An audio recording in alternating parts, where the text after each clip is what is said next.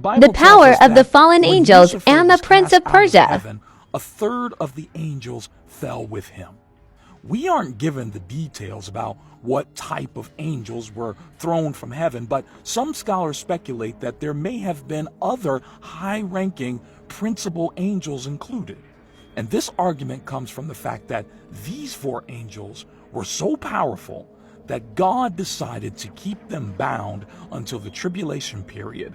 And when they are released, they lead an army of 200 million horsemen.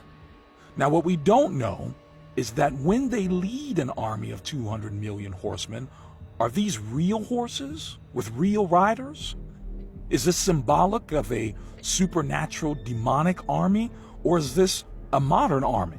Some Christian commentators offer further arguments that suggest these four angels at the bottom of the Euphrates are high-ranking fallen angels because of what we're told in Ephesians 6, verse 12.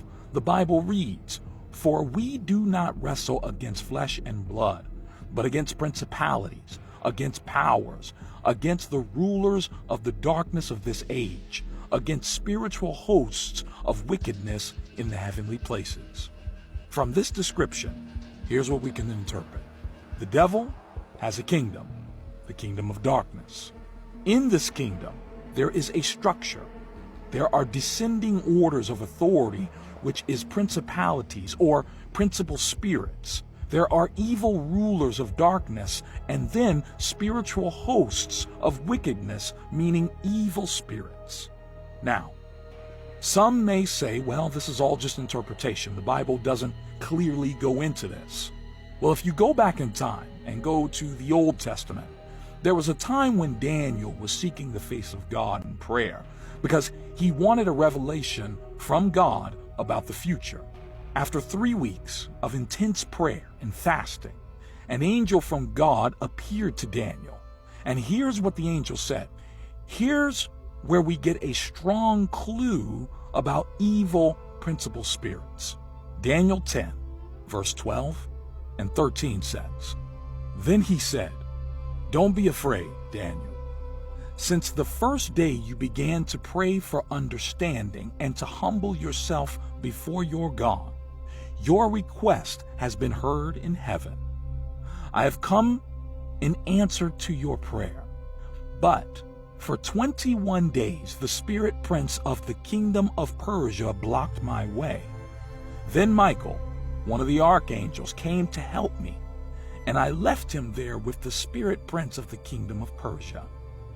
So from the very first day that Daniel started praying, God sent an angel to provide him with an answer. But the angel was delayed for 3 weeks. And it was not delayed by a demon. It wasn't delayed by an evil spirit. God's angel was delayed by a principality, a chief principal evil spirit, which was so strong that Michael, the archangel of God, came to help and fight this principality. So you see, it's a valid interpretation to view the angels that are bound at the bottom of the Euphrates as high-ranking, principal angels who were perhaps angels of war or aggressively evil when they rebelled alongside Lucifer in heaven. We don't know. But whatever the case may be, the Bible does not give us further information about these angels, apart from the fact that when they are released, they have the power to kill a third of mankind.